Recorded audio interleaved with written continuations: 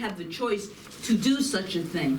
But it is in choosing to live our dreams, that's when we really find out who we are and what we came here to be. So two of the quotes will be the foundation for the talk this morning. And so the name of this talk is, Who Would You Be If You Knew You Could Not Fail? Part 2. So if you missed part 1, it's on YouTube. Under my name or Joyful Gatherings name, you can watch it. It's there. So before we delve into the message today, I wanted to go over just a few basics of what Science of Mind is.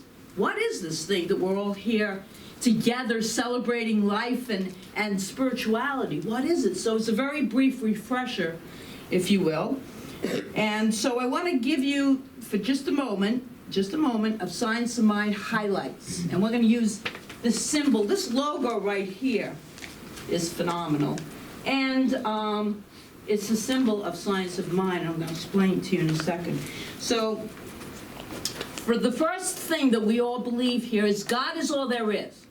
This one power, this one infinite love, as Stephen said, not two, not God and, but God as, God only. And this is represented by the circle.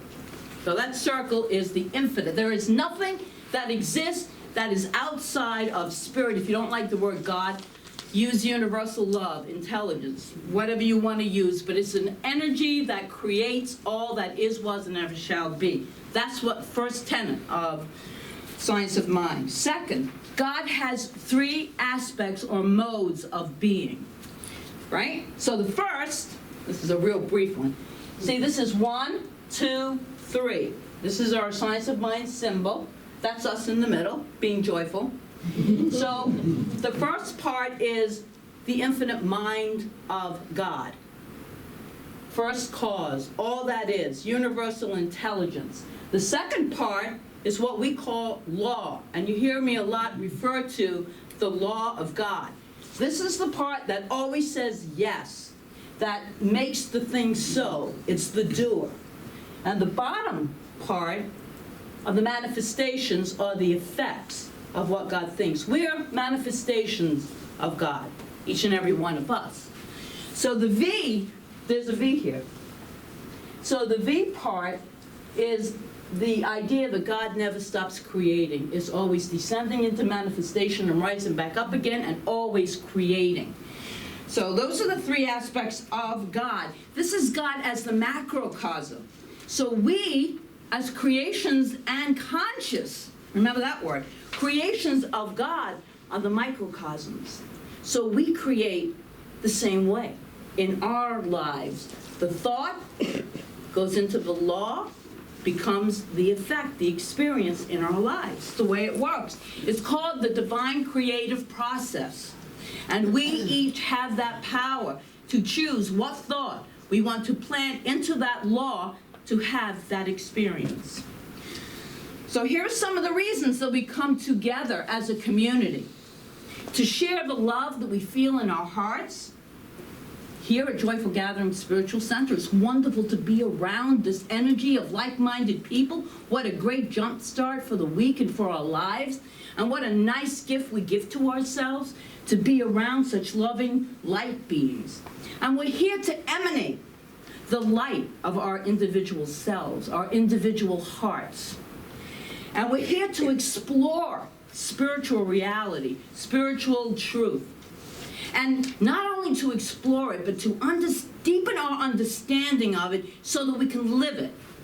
Because we don't want to just talk about these truths. We want to implement them in our lives so that when we have those thoughts, we have these tools of, God is all there is. I'm a creation of God. I can create too. We can come from a higher way of thinking and being. And so therefore our experiences will always reflect through the law of cause and effect. Will always reflect what we are thinking. Okay. So we're here simply to let God be God as us, in us, and through us. So we're picking up now, that was just my brief synopsis of Science of Mind. We're going to pick up where we concluded last week, where we did part 1. So today we're going to continue to explore who we are in God and who we might be if we really truly believe that we would not fail. And so we return to one of my favorite quotes from last week. This is a powerful quote. And this will serve as part of our foundation. We have 2 quotes. So the first one is from New Thought father, Ralph Waldo Emerson. What lies behind us and what lies in front of us are tiny matters compared to what lives within us. And the second, I love that quote. The second quote that we're going to explore: no one has ever tried and failed in a conscious cooperation with the universe itself. We're going to explore these. That's from Ernest Holmes. So we're going to make them more personal. What lies behind you and what lies before you are tiny matters compared to what lies within you. And you cannot try and fail when you are in conscious cooperation with the universe itself. Okay, let's make them real personal. I'm going to have you repeat after me, if you will. What lies behind me? What lies behind me? What lies before me? What lies before me? Are tiny matters Are tiny matters compared to what lies within me. compared to what lies within me. Yes. And I cannot try and fail I cannot try and fail when I am in conscious cooperation when I am in conscious cooperation with the universe itself. with the universe itself. Pretty powerful statements, right? They really are. They're very powerful statements. And so we're going to dig into a little bit into each of these statements. So what lies behind us and what lies before us are tiny matters compared to what lies within us. Something happens to us, to the way we think, to the way we show up in life, to the way we view the world, when we really embody and respond to that statement. What really matters is what lies within us. So the way we speak, the way we act, when we live from that idea, from that very idea, when we begin to live from the idea that what lies behind us, which is history or herstory, and what lies within us, which is the power of life and breath itself.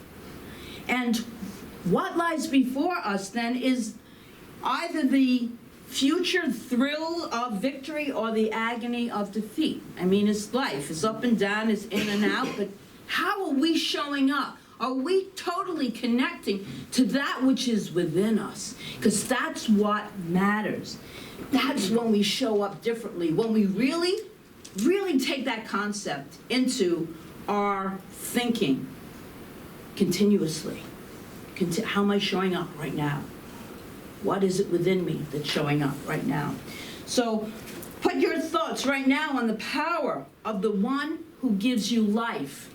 The one who gives you life. Veronica talked about the breath, but we don't even have enough power to give ourselves one single breath. But there is a power within us that does. It breathes us.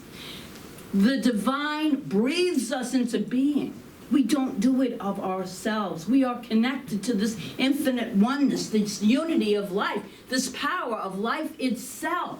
And this power is the divine energy of God. There is nothing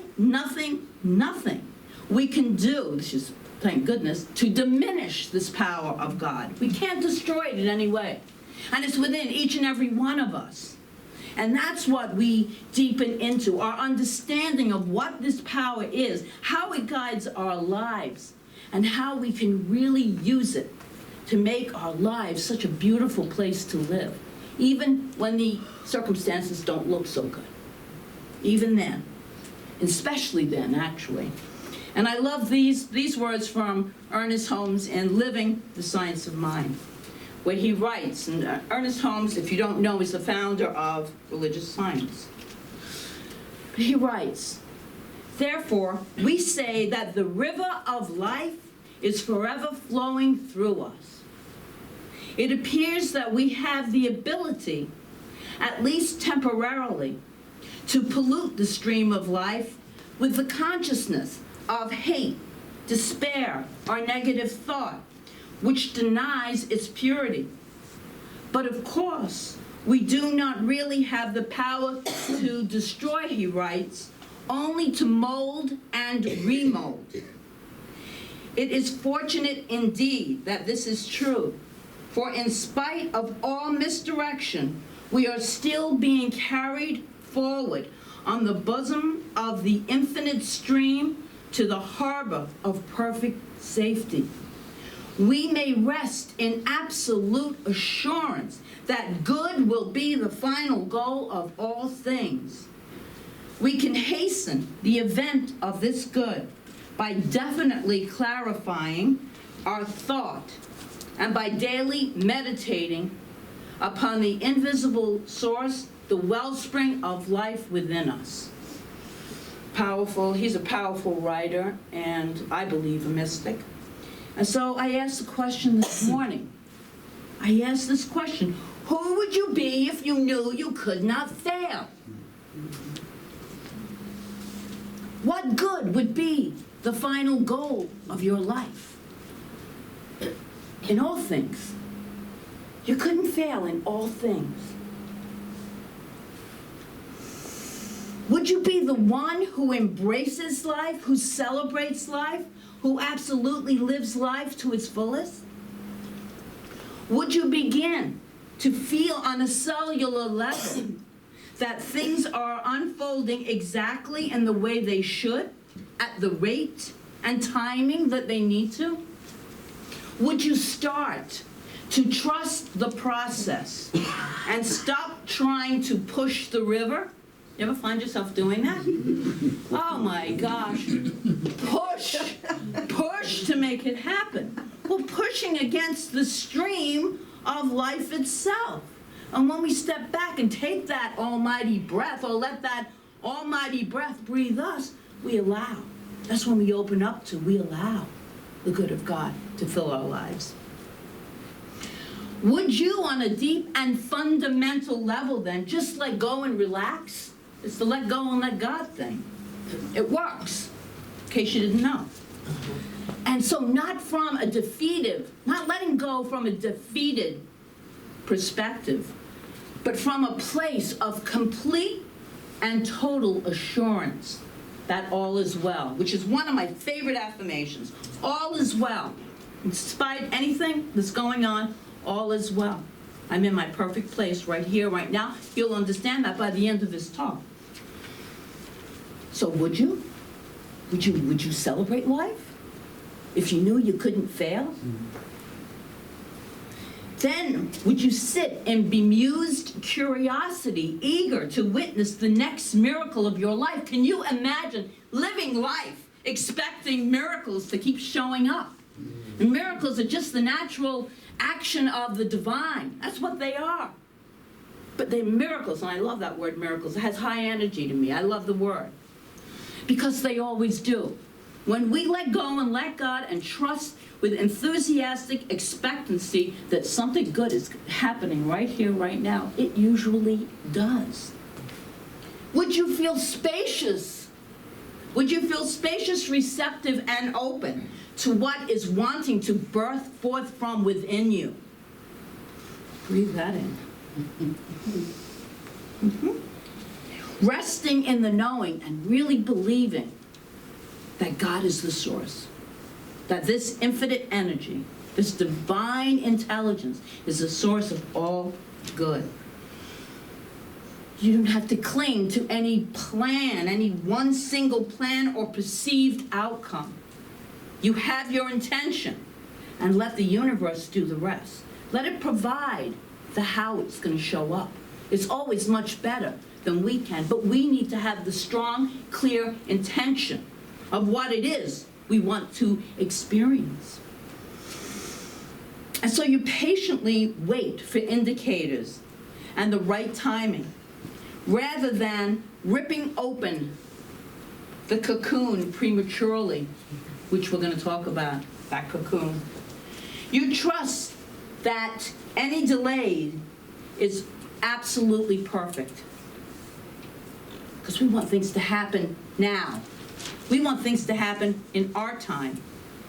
This is who you could be, my friend, if you knew you could not fail, allowing things to unfold in the perfect order, exactly as they're supposed to. Wow, that's pretty amazing when we let go and really trust that this is taking place. It's beautiful because it works. And guess what? Each and every one here is pretty amazing. As this whole idea of living our spiritual selves is amazing.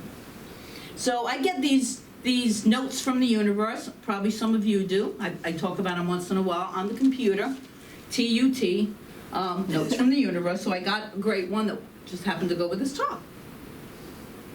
And so as I read this little quote, think of it as the divine speaking to you. To be all I could be, I had to be you. And you had to be amazing. And amazing had to be redefined. Happily, it's all working out perfectly. Love, the universe. They always sign the universe. So it's a wonderful, if you don't get it, you can Google it and just sign up for it. And so, repeat after me. What lies behind me? What lies behind me? What lies before me? What lies before me? Are tiny matters. Are tiny matters. To what lies within me? To what lies within me? And what lies within me? And what lies within me? Is amazing. It is amazing. Sure is. Sure is. Okay, here comes the second one, and you can actually repeat this one too. I cannot try and fail. I cannot try and fail. When I am in conscious cooperation. When I am in conscious cooperation. With the universe itself. With the universe itself. Can't fail. Now, when you're in conscious cooperation with the universe itself, with this power that I just described very quickly, it takes us over 10 weeks to just to get in our foundations class, just to get the idea of what is that creative process. Conscious cooperation, then, with the universe itself means that we realize that we might perceive, what we might perceive as failure is really just a necessary step in the process of being who we came here to be. In fact, the perceived failure was maybe perceived struggle, maybe exactly what is required for us to become who we were meant to be. Say that here. again. Okay, I will say that again. In fact, the perceived failure, the perceived struggle, may be exactly what is required for us to become who we came here to be. Who would you be if you knew this? So I have a short story here from Nikos Kazantzakis. He's the author, I probably said it wrong, of Zorba the Greek. Maybe I said it right. It happens. Miracles do occur. So he told this touching story in his autobiography, which is so beautiful for this talk today. So his autobiography is called Report to Greco. He writes, now he doesn't write this yet, I'm going to say it. This story is often seen in various forms, but it's also unattributed and paraphrased. So here is what the masterful writer wrote in the fullness of the translation from Greek. He writes, I remember one morning when I discovered a cocoon in the bark of a tree. Just as the butterfly was making a hole in its case and preparing to come out, I waited a while. But it was too long appearing, and I was impatient. I bent over and breathed on it to warm it. I warmed it as quickly as I could, and the miracle began to happen before my eyes, faster than life. The case opened. The butterfly started slowly crawling out. And I shall never forget, he writes, my horror when I saw its wings were folded back and crumpled. The wretched butterfly tried with its whole trembling body to unfold the wings. Bending over it, I tried to help it with my breath, in vain. It needed to be hatched out patiently, and the unfolding, he writes, of its wings should be a gradual process in the sun. Now it was too late. My breath had forced the butterfly to appear, all crumbled before its time. It struggled desperately, and a few seconds later died in my hand. The little body is, he writes, I do believe, the greatest weight I have on my conscience, for I realize today that it is a mortal sin to violate the great laws of nature. We should not hurry. We should not be impatient, but we should confidently obey the eternal rhythm. As butterflies emerge from cocoons, then, as it does, as one butterfly emerges from a cocoon, it presses and it strains to get out on its own. And that pumps fluid into its large body and then into its wings. This process strengthens the wings and shrinks the body. This is all part of the emerging and the transformation. And without the struggle, the butterfly emerges with weak wings and has an unwieldy body and cannot survive. This is our life process. This is our life process as well. We emerge from a chrysalis-like state to become our real divine selves. And there may be times when it feels like a struggle. We've all been through struggles, and we're all going to go through struggles, because it is revealing more of our divinity to us. Through the struggle, we would not even know. We wouldn't even know what these failures are, and what we might classify as failures could be the struggle to become more of who we truly came here to be and not fail. Failing is taking out of the whole equation. When we are in conscious cooperation with the universe itself, the reward is greater. So finishing up, for us, it's not a single experience. It's not one time, one struggle, and we're there. We emerge over and over and over again, growing into new ways of being, exploring one way, and if that doesn't work, another way, until we find the right fit, until it feels right. No one can open our cocoon for us, because it's through our own efforts that we emerge and our wings grow, and we have the strength to fly free. And you may have heard heard so far in one direction, or head one way in just this one particular direction, that there's no way back, and you feel like, well, I really messed this one up. There's no way I'm going to get out of this one. But there's always a way. That's what we believe. There's always a way, because when your internal compass is set on your dream, God always makes a way where there appears to be no way, right? God always makes a way. So to finish up, I want to bring our time to a close by a series of beautiful statements, and these were written by Diane Harmony from her book, 5 Gifts of an Abundant Life. She writes, so take this in, to dream. To dream is to open yourself to the thoughts of God. To dream is to become consciously aware of the desires of God that want to come through you. To dream is to choose one thought and say yes to it. To dream is to surrender into the mind of the heart, where the invisible idea can find fertile soil to grow and become, no matter what the external circumstance. To dream is to step beyond what is to what can be.